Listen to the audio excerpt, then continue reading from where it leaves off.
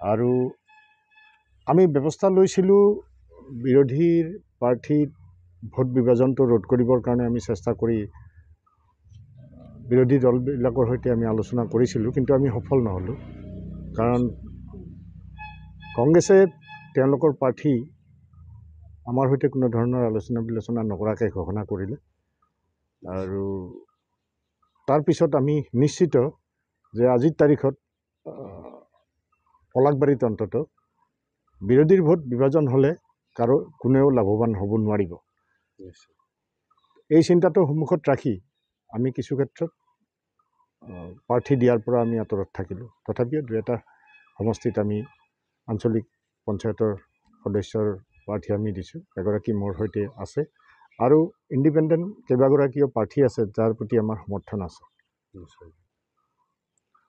যিহেতু পঞ্চায়ত নিৰ্বাচন 7 তাৰিখে আমাৰ ইয়াত আৰম্ভ হ'ব, বিভিন্ন প্ৰকাৰে বিজেপি দলে বিভিন্ন প্ৰলোভন দি জনসাধাৰণক উচৰ্গা কৰি আছে। এই ক্ষেত্ৰত আপুনি কি ক'ব?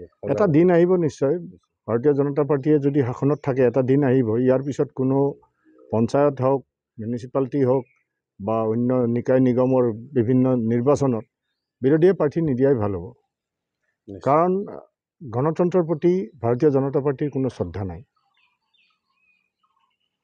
গণতন্ত্ৰত বিৰোধীৰ যিটো ভূমিকা, সেই ভূমিকাটো ৰাইজৰ স্বাৰ্থত যথেষ্ট গুৰুত্বপূৰ্ণ।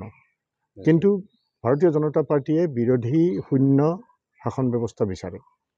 অৰ্থাৎ তেওঁলোকে স্বৈৰাচাৰী ব্যৱস্থাটোৰ ওপৰত বেছি গুৰুত্ব দিয়ে। সেইকাৰণে কৈছোঁ যে এই নিৰ্বাচনতো সমগ্ৰ অসমতে ভাৰতীয় জনতা পাৰ্টীয়ে বিৰোধীৰ প্ৰতি কৰা যিটো আচৰণ, সেইটো আপোনালোকেও গম পাইছে, ৰাইজেও গম পাইছে। আৰু তেওঁলোকে প্ৰেছ বিবৃতি দিয়ে যে ইমানটা জিলা পৰিষদৰ সদস্য আমি বিনা প্ৰতিদ্বন্দ্বিতাই জিকিলোঁ, ইমানটা আঞ্চলিকৰ পঞ্চায়তৰ সদস্য আমি বিনা প্ৰতিদ্বন্দ্বিতাই জিকিলোঁ। কিন্তু কি কাৰণত বিনা প্ৰতিদ্বন্দ্বিতাই জিকিলে সেই কথাখিনি কিন্তু উল্লেখ নকৰে। ৰাইজে কিন্তু জানে প্ৰতিটো জিলা পৰিষদৰ সমষ্টিত যদি তেওঁলোকৰ প্ৰাৰ্থী বিনা প্ৰতিদ্বন্দ্বিতাই জিকিছে, তাত কিয় জিকিছে সেইটো কথা জানে। গতিকে এই ধৰণৰ শাসন ব্যৱস্থাটোক বা ক্ষমতাক মানে অন্যায়ভাৱে প্ৰয়োগ কৰি, অগণতান্ত্ৰিকভাৱে প্ৰয়োগ কৰি তেওঁলোকে যি ধৰণে নিৰ্বাচনত অৱতীৰ্ণ হৈছে, মই অনুমান কৰোঁ অহা দিনবিলাকত বিৰোধীয়ে তেওঁলোকৰ বিৰুদ্ধে নিৰ্বাচন নেখেলিব। নিশ্চয়। জনসাধাৰণক কি বাৰ্তা দিব আপুনি? ৰাইজেই ৰজা। আমি যিখিনি অনুভৱ কৰিছোঁ, বহুতে এতিয়াও ভাবে যে আমি ৰাজনীতিত অসফল হৈ এইবিলাক কথা বকিছোঁ বুলি। কিন্তু ৰাজনীতিত সফলতা আৰু অসফলতাৰ কথা আহি নপৰে, সময় আৰু ধৈৰ্যৰ কথা। গতিকে ৰাইজে যিদিনা বুজিব যে মিঠা মিঠা কথাৰে, কেৱল কথাৰ ফুলজাৰিৰে ৰাইজৰ সমস্যা সমাধান নহয়, বৰঞ্চ ৰাইজৰ সমস্যা ভাল দিন আহিব বুলি কোৱা সময়তকৈ আজি যে ৰাইজৰ সমস্যা বেছি হৈছে, সেই কথাটো ৰাইজে যিদিনা বুজিব, সেইদিনা ভাৰতীয় জনতা পাৰ্টী শাসনৰ পৰা আঁতৰিব লাগিব। আৰু সেই দিনটো আহিব, সোনকালে আহিব।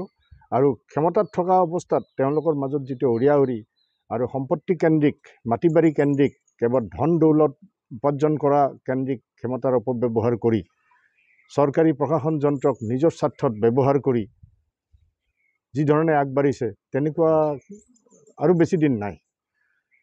আৰু এটা কথা মই আপোনালোকৰ জৰিয়তে আটাইৰে দৃষ্টিগোচৰ কৰিছোঁ যে যিবিলাক ঠাইত বিৰোধীয়ে প্ৰাৰ্থী দিছে, নিৰ্বাচনী আচৰণ বিধি মানিবৰ কাৰণে বিৰোধীয়ে যেতিয়া এখন দৰখাস্ত দিয়ে যে আমি এখন সভা কৰিম চৰকাৰী প্ৰশাসনক বা নিৰ্বাচনী বিষয়াক, তেতিয়া তেওঁলোকে এশ এবুৰি বিৰোধীৰ ক্ষেত্ৰত নীতি নিয়ম প্ৰযোজ্য কৰে।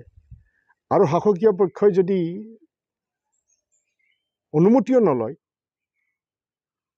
তেতিয়াহ'লে তেওঁলোকৰ ক্ষেত্ৰত কোনো ধৰণৰ ব্যৱস্থা গ্ৰহণ নকৰে। আপুনি প্ৰমাণ চাব পাৰে, যিকোনো নিৰ্বাচনৰ দায়িত্বত থকা চৰকাৰী বিষয়াক ফোন এটা কৰি যে অমুকে মন্দিৰৰ ভিতৰত মিটিং পাতিছে, হয় নেকি, এইটোতো বেয়া কথা হৈছে, তেওঁ লগে লগে ক'ব।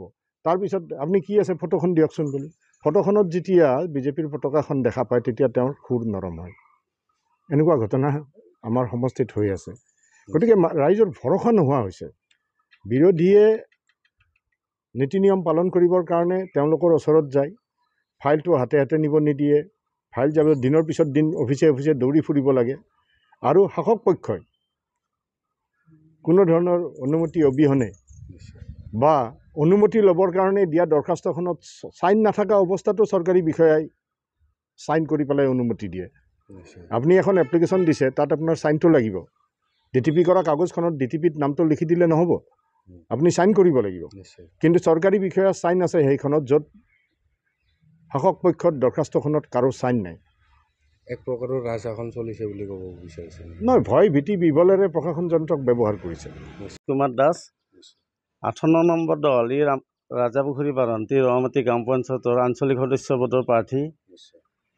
মই অসম জাতীয় পৰিষদৰ পৰা জাহাজৰ ছবিত ভোট খেলিছোঁ। ৰাইজে যে মোক ভোটটো দি জয়যুক্ত কৰে যেন। ৰাইজৰ কাৰণে কি কি কাম কৰিব আপুনি? ৰাইজৰ কাৰণে এতিয়াতো যিবিলাকে যোৱা বছৰত কাম কৰি দেখুৱালে যে তাৰমানে ধৰক সিহঁতৰ কামত কোনো সন্তুষ্ট নহয়। নিশ্চয় সন্তুষ্ট নহয়, ৰাইজে মোক মনোনীত কৰি পেলাই এইবাৰ পঞ্চায়তলৈ পঠাইছে। নিশ্চয় পঠাইছে বুলি ভাবিছে আৰু যদি ভোটটো যেন ৰাইজে মোক দি দিয়ে আৰু কি ক'ব এতিয়া অঞ্চলবাসীক আপুনি?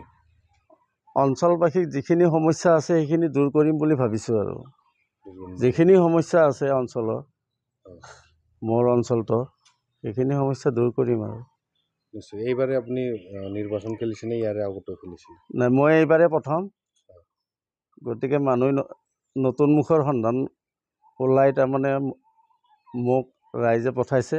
নিশ্চয়। এতিয়া মই ৰাইজৰ হকে কাম কৰিব লাগিব। কিমান আশাবাদী আপুনি জয়ী হ'ম বুলি? মইতো সম্পূৰ্ণ আশাবাদী বুলিয়ে মই ভাবিছোঁ। নিশ্চয়। ৰাইজে যেনেকৈ সঁহাৰি দিছে মই জিকিম বুলিয়ে মই ভাবি থৈছোঁ। Stay informed, stay ahead. News NE 365.